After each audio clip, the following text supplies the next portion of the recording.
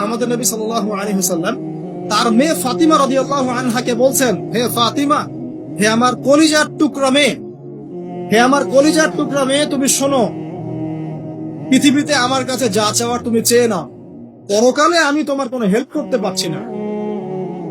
অথচ আমরা জানি নবী সাল্লাল্লাহু আলাইহি ওয়াসাল্লাম সবার জন্য কি করবে, সুপারিশ করবে, সেটা অন্য বিষয়। তোমাকে তোমার হিসাব একাই দিতে হবে, নবী সাল্লাল্লাহু আলাইহি ওয়াসাল্লাম এটা বলছেন। একদিন তিনি বাসায় ঢুকলেন, দেখছেন আয়েশা রাদিয়াল্লাহু আনহা কান্নাকাটি করছেন। আয়েশা বলে রাখি, আয়েশা রাদিয়াল্লাহু আনহা সম্পর্কে আমাদের নবীজি বলেছেন, তাকে প্রশ্ন করা হচ্ছে, আপনি পৃথিবীতে সবচেয়ে বেশি কাকে ভালোবাসেন? তিনি বলছেন আয়েশাকে। তারপরে কাকে ভালোবাসেন? আবু বকর। তারপর কাকে ভালোবাসেন? ওমর। কথা বুঝতে পারছেন? সেই আয়েশা রাদিয়াল্লাহু আনহা বাসায় কান্নাকাটি করছেন। তিনি বলছেন, কি জন্য কাঁদছো হে আয়েশা?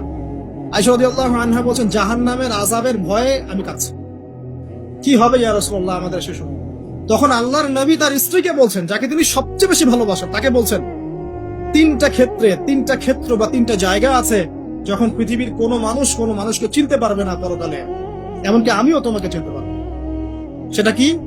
যখন এই যে মিজানের পাল্লাটা দাঁড় করানো, যে এটা ভারী হচ্ছে না হালকা হচ্ছে, এ সময় কেউ কাউকে চিনবে না, কারো কথা কারো মনে থাকবে না। যে গার্লফ্রেন্ডের জন্য আপনি জীবন দিচ্ছেন, তার কথা আপনার মনে থাকবে না। যে স্ত্রী সন্তানের জন্য আপনি সারা জীবন দুর্নীতি করে গেলেন, তার কথা আপনার মনে থাকবে না।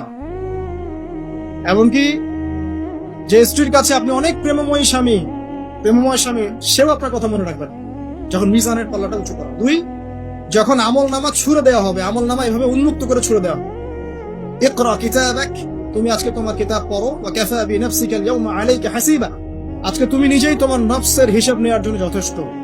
এই সময় আয়েশা আমি তোমার কথা মনে রাখতে পারবো। একটা হচ্ছে যখন মানুষ পুলসিরাত পার হবে, তখন কেউ কারো কথা বলবে।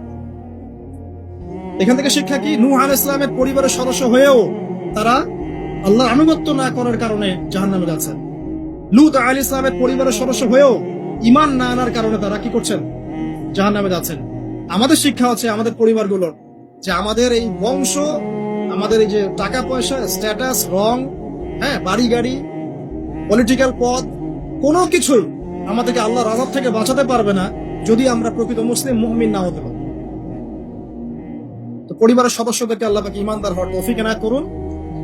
এবার আসেন সামনে, আরো সামনে যান। দেখেন ওই যে ইব্রাহিম আলাইহিস সালাম, মনে আছে? বাবা হচ্ছে ওই সমাজের সবচেয়ে বড় লিডারের ডান হাত, নমরুদের ডান হাত। সে হচ্ছে মূর্তি পূজারীদের সর্দার, মানে মূর্তি সে বানাতো, স্ট্যাচু মেকার। ইব্রাহিম আলাইহিস সালামকে আল্লাহ পাক ওই ঘরেই জন্ম দিয়েছেন যেখানে তার বাবা একজন শিরকের কান্ডারি। ইব্রাহিম আলাইহিস সালাম তাকে বোঝানোর চেষ্টা করলেন, বাবা এটা শিরক, এটা শয়তানের কাজ, এখান থেকে ফিরে আসো, আমি তোমার জন্য আল্লাহর কাছে দোয়া করবো ইত্যাদি। বাবা তার কথা শুনলো না। এটা তো এমন না যে তিনি শুধু একবার বলেছেন, তিনি হয়তো বলতেই ছিলেন। একদিন দুই দিন না, কিন্তু বলতেই আছে। এক পর্যায়ে বাবা তাকে বের করে দিলেন বাসা থেকে, ফাহজুরহুম। এরকম করে ইব্রাহিম আলাইহিস সালামকে বের করে দেয়া। কিন্তু তিনি বললেন, সালামুন আলাইকুম, বাবা আপনার উপর শান্তি বর্ষিত হোক, আমার আব্বা আপনার প্রতি শান্তি বর্ষিত হোক, আমি আল্লাহর কাছে আপনার জন্য দোয়া করব। পরে যখন আল্লাহ পাক তাকে বললেন যে কোন মুশরিকের জন্য তোমার দোয়া করার সম্ভাবনা পাবে না, তখন থেকে ইব্রাহিম আলাইহিস সালাম দোয়া করা বন্ধ করে দেন। এখানে দেখেন, ছেলে, একজন যুবক ছেলে, তার মধ্যে ঈমান এসেছে, সে তার পরিবারের চলমান শিরকের বিরুদ্ধে কথা বলছে, প্রয়োজনে সে সেখান থেকে স্কিপ করেছে, তাকে বের করে দেওয়া হয়েছে, সে চলে গেছে, তারপরেও কিন্তু তাওহীদের সাথে শিরকের আপোষ করে না। ইব্রাহিম আলাইহিস সালাম সামনে যান। ওই যে তার স্ত্রী হাজেরা আলাইহিস সালাম তার সন্তান এবং স্ত্রীকে রেখে আসছেন কোথায় বলেন? মক্কায়, তাই না? মরুভূমিতে, খাবার নাই, পানিও নাই। এখন ইব্রাহিম আলাইহিস সালাম চলে যাওয়ার সময় তার স্ত্রী বলছেন যে আপনি কি আল্লাহর আদেশেই আমাকে ছেড়ে যাচ্ছেন? তিনি বলছেন হ্যাঁ। তখন তিনি বলছেন, আল্লাহ পাক আমাদেরকে ধ্বংস করবেন না। এখানে খেয়াল করে দেখেন, তারপর সাফা মারওয়া সাই করলেন, জমজম কূপ পানি বের হলো, সেখানে কমিউনিটি গড়ে উঠলো। ইসমাইল আলাইহিস সালামের ঔরস থেকে পরবর্তীতে মুহাম্মদ সাল্লাল্লাহু আলাইহি ওয়াসাল্লামের জন্ম হয়েছে ওই ট্রাইবের মধ্যেই। এখানে খেয়াল করেন, এই যে সন্তান ইসমাইল আলাইহিস সালাম, তিনি যখন একটু বড় হচ্ছেন, তখন ইব্রাহিম আলাইহিস সালাম আসছেন। এসে বলছেন আমি স্বপ্ন দেখেছি, ইয়া বুনাই আমি স্বপ্ন দেখেছি, ইন্নী আরা ফিল মানামি আন্নী আসবাহুক, আমি স্বপ্ন দেখেছি আমি তোমাকে জবাই করছি, ফানজুর মাযা তারা, তোমার কি রায় আমাকে বলো।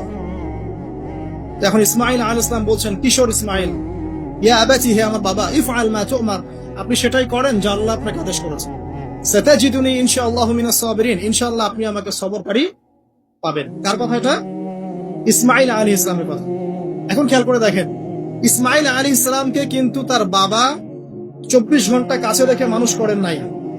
কারণ তিনি থাকতেন ওই যে প্যালেস্টাইনে, সেখানে আরেকজন স্ত্রী আছেন সারা আলাইহিস সালাম, আসা যাওয়া করতেন। মূলত তাকে মানুষ করেছে তার মা হাজারা আলাইহিস সালাম। যেই সবরকারী, আল্লাহর প্রতি তাওয়াক্কুলকারী মা বলেছিল, আল্লাহ যদি আপনাকে আদেশ করে থাকেন আমাদেরকে ছেড়ে যাওয়ার জন্য, সেই আল্লাহ আমাদেরকে ধ্বংস করবেন না। ওই যে তাওয়াক্কুল, ওই যে সবর, তার গর্ভ থেকে আল্লাহ পাক জন্ম দিয়েছেন ইসমাঈল আলাইহিস সালাম। যেমন মা তেমন সন্তান। এই সন্তান বলছে আমাকে জবাই করতে যদি আল্লাহ পাক আদেশ করে থাকেন আপনি করেন।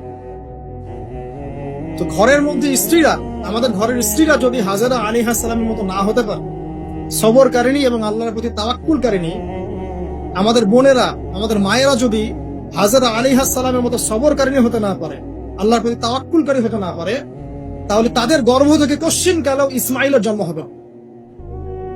কথা বুঝতে পারছেন? তাদের গর্ভ থেকে কশ্চিন কালেও ইসমাঈলের মতো সন্তানের জন্ম হবে না এবং ইসমাঈলী প্রজন্ম গড়ে উঠবে না। এজন্যই আপনি তাকিয়ে দেখেন ম্যাক্সিমাম পরিবারের সন্তান এখন বেলাইনে চলে গেছে। কারণ কি জানেন?